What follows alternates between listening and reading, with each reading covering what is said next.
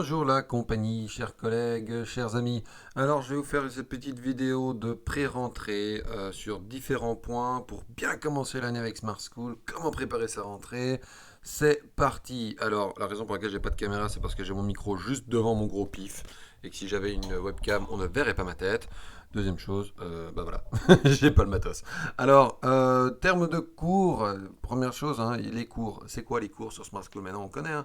Vous allez sur l'onglet ici, là-haut, et vous avez le listing de vos cours. Alors, une chose que j'ai remarqué, que j'observe, etc., et qui va à l'encontre de toute bonne gestion électronique de documents, c'est comment nommer un cours. À savoir que si vous nommez vos cours, en fait, c'est pas une bonne idée de commencer par le chiffre. La raison pour laquelle, c'est que si vous commencez à faire sixième histoire, vous allez vous y retrouver, mais votre public, vos destinataires, eux, vont pas s'y retrouver, parce qu'ils vont juste voir leur numéro de classe suivi du nom de cours, et ça va faire très bordel. C'est mieux, en fait, de nommer vos cours par l'appellation qu'ils ont dans le bulletin. Alors pour vous, c'est un peu plus difficile peut-être de repérer, mais on s'y fait vite, hein. Il n'y a qu'à mettre des logos différents aussi. Donc, si vous voulez nommer un cours convenablement dans Smart School, selon les modus, les modi operandum, j'en sais rien, des bonnes gestions électroniques de documents, on commence pas par un numéro, on commence par le nom. Donc le nom du cours tel qu'il se trouve dans le bulletin. Et puis après, et pour vous, vous mettez quatrième ou le nom de la classe. Mais c'est un peu bête, vraiment bête en fait, de faire un cours par classe. Non, il faut faire un cours par niveau. Et les différents élèves les différentes classes de ce niveau se retrouvent tous dedans. Parce que sinon, vous allez devoir poster plusieurs fois les mêmes documents. C'est faire le double du travail. C'est pas à ça que ça sert, hein. Donc, vous faites un cours par niveau et vous le nommez tel qu'il est appelé dans le bulletin et après vous mettez l'année. Voilà, comme ça vous pouvez vous y repérer. Histoire-géographie 5e, histoire-géographie 6e. Ici, histoire, sixième histoire, c'est mal nommé. Alors comment est-ce qu'on fait pour changer ça si besoin? On va en dessous, gestion des cours. Là, vous pouvez gérer tous vos cours et vous pouvez les renommer, hein, vous pouvez changer les propriétés, vous pouvez modifier. Alors je vais aller sur ce cours-ci, on va modifier, et là je vais le renommer convenablement, histoire sixième. Et donc tous mes élèves qui ont un programme de technique de transition, qui sont en histoire et en sixième, vont avoir ce cours. Bon, dans l'occurrence, il ne s'agit que de mes sports études basket, mais si j'avais d'autres classes de ce niveau avec ce programme-là, ils seraient également là-dedans. Visibilité, bah visible, voilà. Alors on peut changer l'icône, hein, voilà, il y a plein d'icônes. Je vous laisse faire votre shopping, c'est vraiment la folie. Il y en a en veux-tu, en voilà. Soyez un peu créatif, essayez de vous démarquer. Essayez de prendre un icône qui correspond à votre cours et peut-être des icônes différentes si vous avez peur de vous perdre ici, hein, voilà. Enfin, quel est l'enseignant principal de ce cours? Bah, c'est vous qui l'avez créé, hein, voilà. Les co-enseignants de ce cours, si jamais vous faites un cours en commun, vous pouvez nommer des co-enseignants, ils auront des droits normalement d'éditeurs dessus.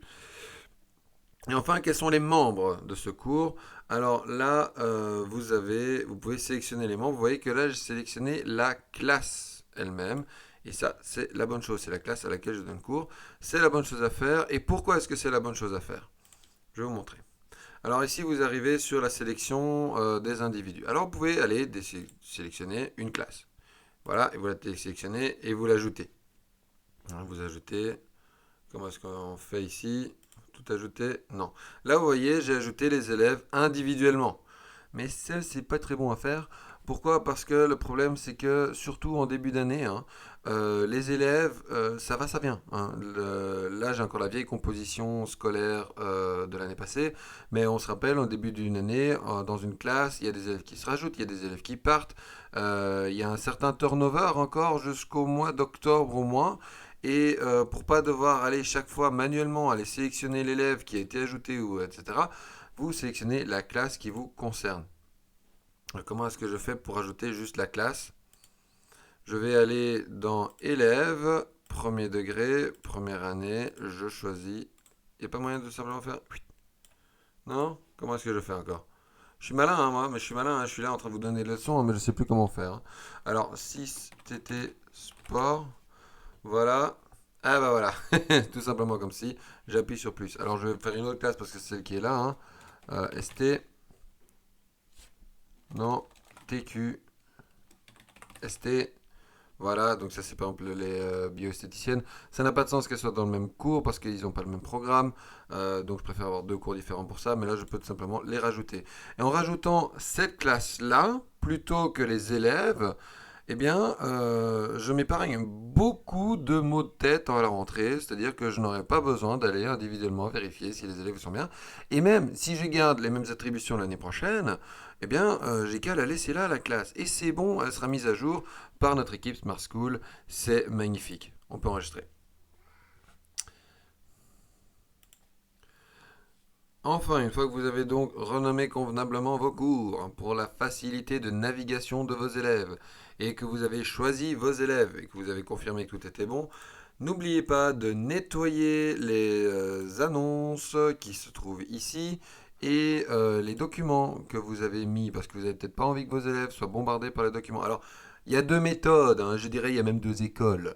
Vous pouvez tout simplement décider de tout supprimer ou de rendre invisible en vous disant ouais j'en ai peut-être besoin pour plus tard, je vais tout rendre invisible et à vous de déterminer quand ce sera visible. À noter que vous pouvez également décider de rendre visible d'une période à une période. Donc en disant voilà, si vous avez une planification en or et en béton armé, vous dites ce truc-là sera visible à partir de tel jour, telle heure, tel endroit sur Smart School.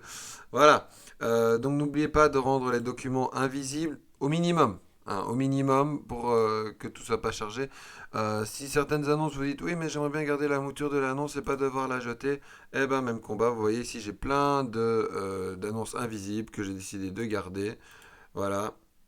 Lors du passage de l'examen d'histoire, on n'en a plus besoin pour l'année prochaine. Hein. Je pourrais faire le tri plus tard et quand je reviens ici, pas d'actualité du cours disponible. Alors, qu'est-ce que ça change? Ça change que les actualités, toutes les actualités auxquelles vous êtes abonné, auxquelles vos élèves sont abonnés, sont visibles ici dans Actualité. Donc, si une actualité reste visible, eh bien, elle restera là. Hein, et ça peut faire un effet de surcharge mentale chez certaines personnes en mode j'ai raté des trucs. Alors qu'en fait, non, c'est le même truc qu'il y a 3 mois, mais c'est juste que l'actualité est encore visible. Et donc, parfois, vaut mieux faire le tri et nettoyer ça.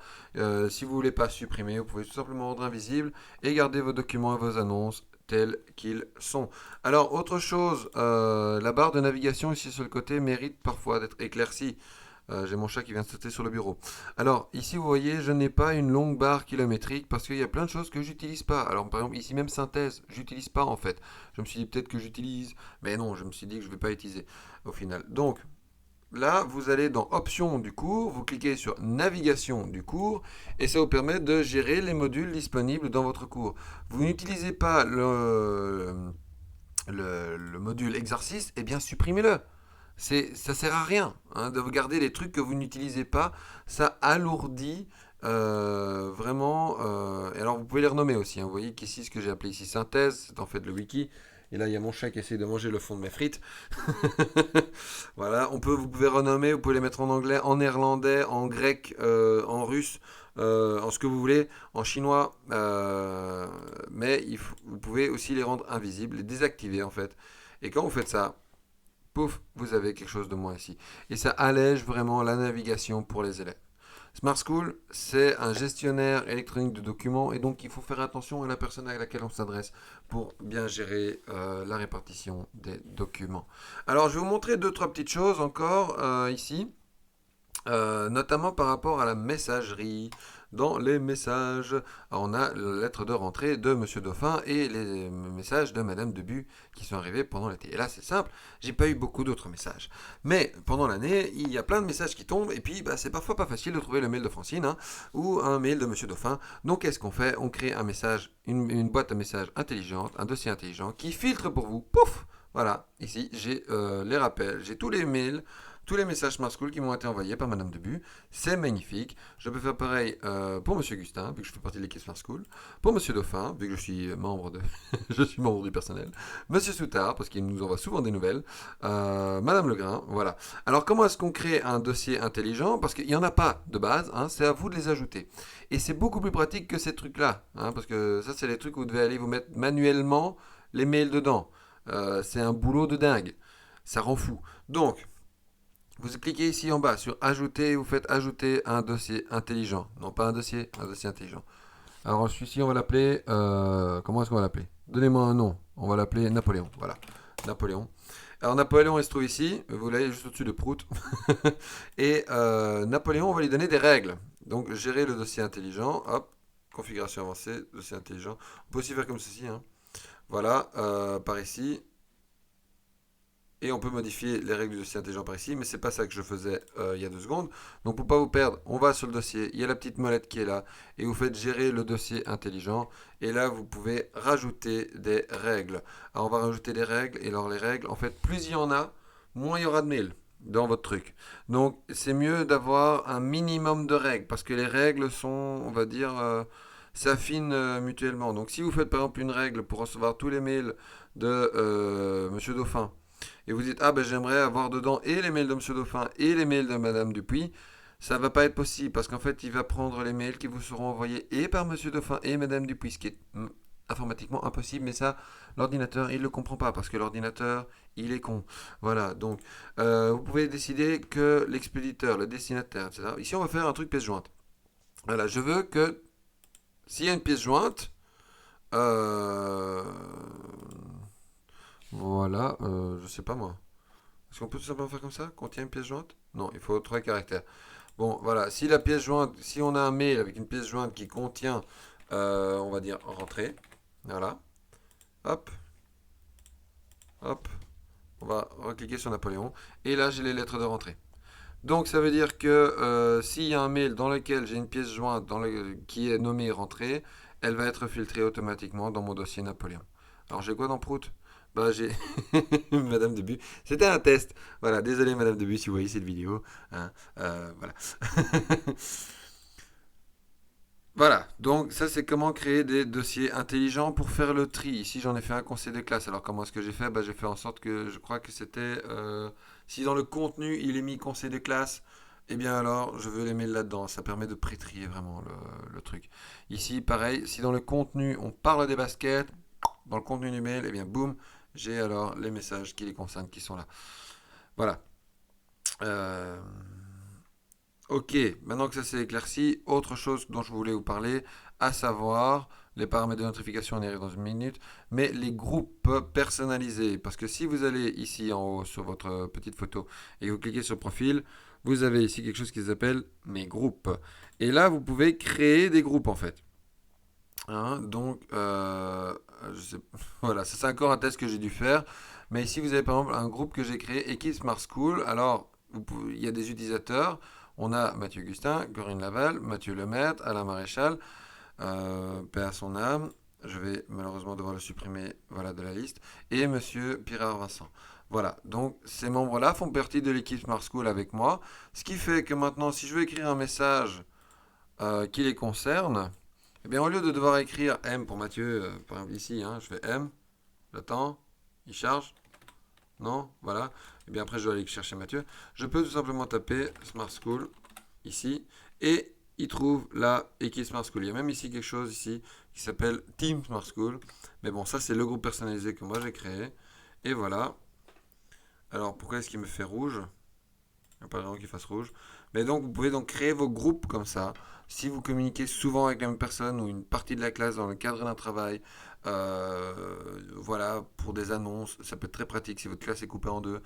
Si vous avez un groupe de collègues avec lequel vous communiquez souvent, n'hésitez pas à créer vos groupes à vous via le profil dans mes groupes.